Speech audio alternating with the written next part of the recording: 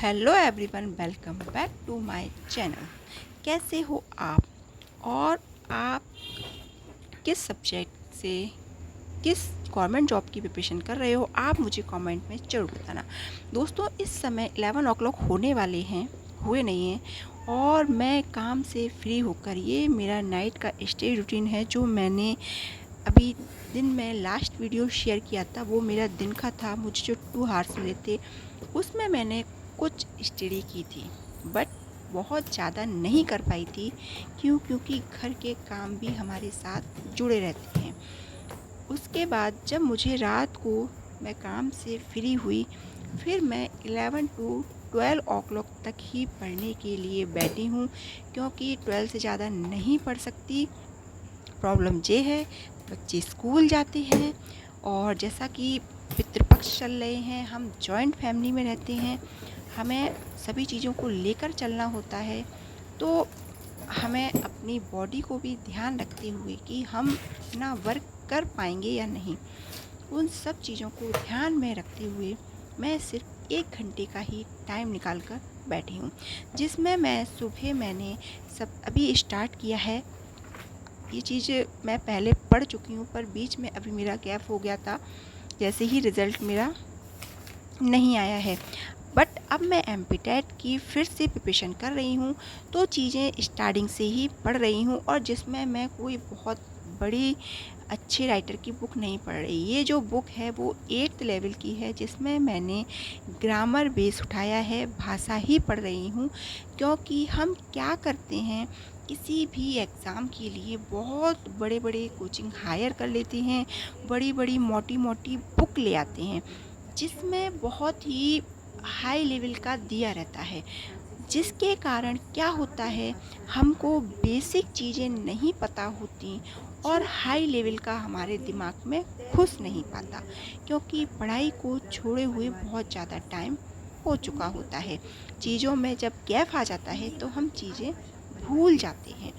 ठीक इसीलिए मैंने 8th या 10th क्लास की ग्रामर की नॉर्मल बुक है, जिसमें मैं भाषा को पढ़ रही हूँ। पर जब मैंने इस बुक को पूरा पढ़ा, भाषा का टॉपिक पूरा पढ़कर देखा, मैंने मतलब जो चीज़ें मैंने अभी एमपीटेट 2 में मैंने अलग से प्रिपरेशन की थी, जिसमें मैं इतना परेशान हो गई थी, कहीं मैं भाषा पढ़ रही हूँ, कहीं से मैं बोली उठा रही हूँ, फिर उसको लिख रही हूँ, मतलब माइंड बिल्कुल पूरी तरीके से डाइवर्ट हो चुका था।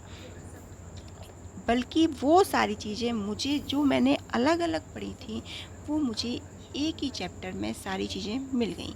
चाहो आप नोट्स बना लो और चाहे आप इसी को टिक मार्क कर लो। हालांकि मेरा ये पढ़ा हुआ था, इसलिए मुझे थोड़े में ही चीज़ें समझ आ गई और मेरा ये रिवीजन हो गया।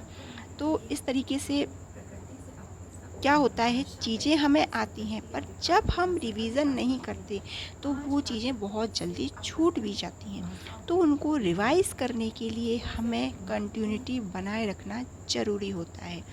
अब एमपीटेट वर्ग 1 का जैसा कि नोटिफिकेशन आ गया है कि दिसंबर में एग्ज़ाम है, होगा अच्छी बात है, नहीं होगा तो अपने सब्जेक्ट पर कमांड रहेगी।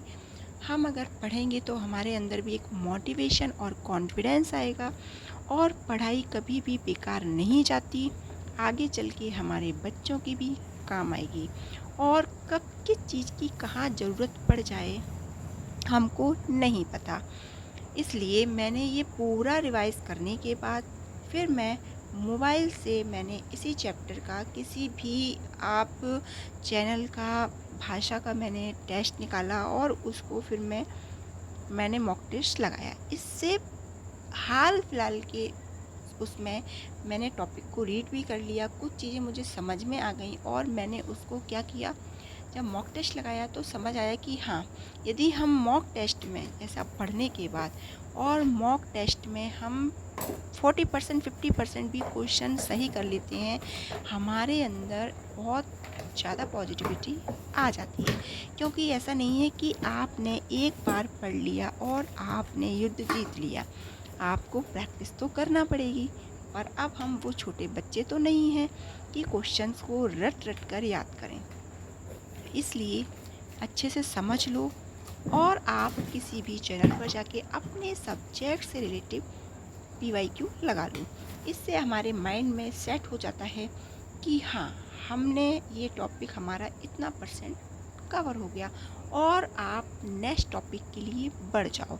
क्योंकि यदि आप उसी टॉपिक पर उलझे रहोगे, क्योंकि आप जब हम काफ़ी टाइम बाद पढ़ाई को स्टार्ट करते हैं ना, चीज़ें एकदम से सेटल नहीं होती, प्रॉब्लम आती है।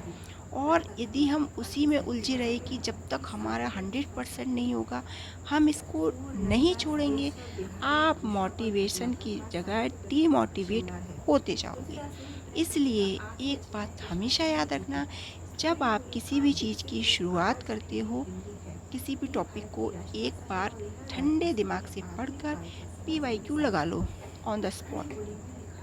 आपके अंदर बहुत पॉजिटिविटी आएगी और आपको लगेगा हाँ, मैंने एक टॉपिक कवर कर लिया। पर जैसे ही अगर आप इस तरीके से सेकंड टॉपिक पर आते हो, आप उससे कम समय में और ज़्यादा उस टॉपिक को रिमाइंड कर पाओगे। तो दोस्तों, ये मेरा फॉर्मूला है जो मैं पहले से फॉलो करती आ रही हूँ, अब भी आप लोगों के साथ फॉलो कर रही हूँ। क्योंकि आप देख सकते हो, शायद आपको दिख जाए, समझ में आए कि मॉर्निंग में भी मेरा यही टॉपिक पेज खुला हुआ था और अभी भी है। और मैं कभी भी अपने साथ ना बहुत सारी बुक्स को, बहुत चीज़ों को फैला के नहीं पढ़ती। कम पढ़ो, उसी में ठीक है ना? चीज़ों को कंटिन्यूटी बनाए रखना चाहिए, है ना? और फिर भगवान के हाथ में हमें छोड़ देना चाहिए। हमें ये नहीं कि अब हमने पढ़ाई की है तो अब हमें मिलना ही चाहिए। यदि आप इस चीज़ को लेकर सोचोगे तो फिर आप कभी कुछ कर ही नहीं पाओगे। अपना कर्म करो, फल ईश्वर के हाथ में छोड़ दो। और याद रखना, कभी भी यदि आप किसी रास्ते पर जा रहे हो तो वो रास्ता खाली नहीं होता, किसी ना किसी मंजिल पर जरूर पहुंचोगे। यदि आपने कोई पौधा लगाया है, अगर वो आपको फल नहीं देगा तो वो आपको कांटे भी नहीं देगा, है ना? अगर उसमें फूल नहीं आएंगे, फल नहीं आएंगे, तो कम से कम अरे पत्तियों की छाँव तो आएगी, है ना? तो हम याद रखना, कभी भी कोई भी मेहनत बेकार नहीं होती। हम सोचते हैं ना कि अरे अब हम पहले डिसाइड करेंगे, हमें इसकी तैयारी करना है, फिर हम कोचिंग ज्वाइन करेंगे, फिर हम टॉपिक को उठाएंगे, सिलेबस को उठाएंगे। बस इतना सोचने में ही हम महिलाएं, हाउसवाइफ पीछे रह जाती हैं। और जब जैसे ही एग्ज़ाम की डेट आती है, हम फॉर्म फिल करते हैं, हम इतने घबरा जाते हैं, सब आता हुआ भूल जाते हैं। और उस समय हम बुक्स भी ख़रीद लेते हैं, कॉपी भी ख़रीद लेते हैं, और मतलब ऑनलाइन कोचिंग भी ले लेते हैं। इतना पैसा वेस्ट करने के बाद रिज़ल्ट हमारे हाथ में ज़ीरो आता है, क्योंकि हमारे अंदर पेशेंस उस समय बिल्कुल नहीं होता। और बिना पेशेंस के किया हुआ कोई भी काम आपको सफलता नहीं दिला सकता। तो दोस्तों, इस तरीके से मैंने पूरी पढ़ाई की अपनी, आज का ये टॉपिक कवर किया। कल मैं नेक्स्ट टॉपिक उठा लूँगी। और मुझे ये नहीं है कि अरे मुझे बहुत अच्छे से मैंने पढ़ा ना, अपना 100% दिया ना, ठीक है। अब हम जिस एज में चल रहे हैं उसके अकॉर्डिंग इतना कर पा रहे हैं, फैमिली से टाइम निकाल कर, बच्चों से टाइम निकाल कर, और सबसे बड़ी बात है जॉइंट फैमिली में रहकर यदि आप इतना कर पा रहे हो तो सच में आप अपने आप को बहुत, मतलब आप अपने आप को अंबानी समझ लो, मैं तो ये बोलूँगी।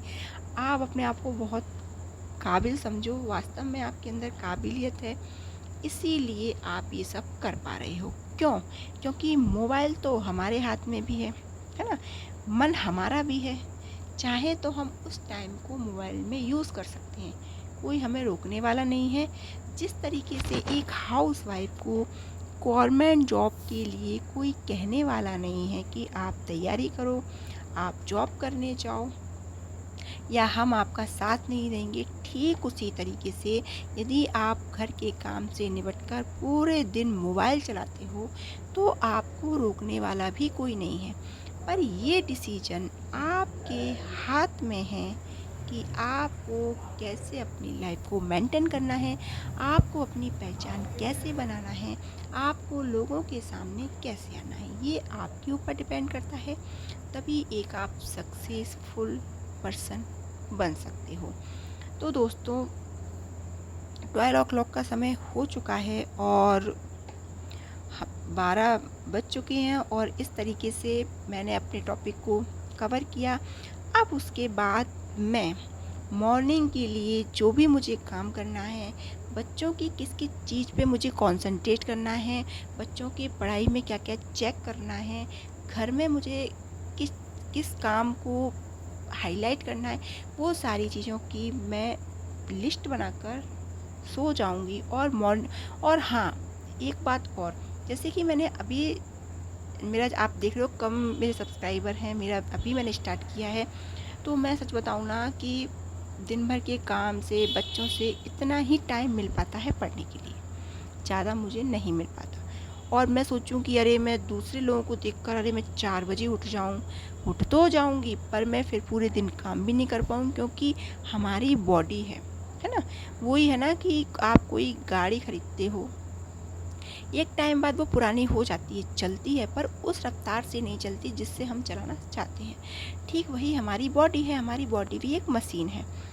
तो बस इसलिए मैं तो बस आपसे इतना कहना चाहूँगी, किसी भी चीज़ की शुरुआत करो, है ना, आपके अंदर जो भी टैलेंट है, हुनर है, उसको निखारो, दिखाओ।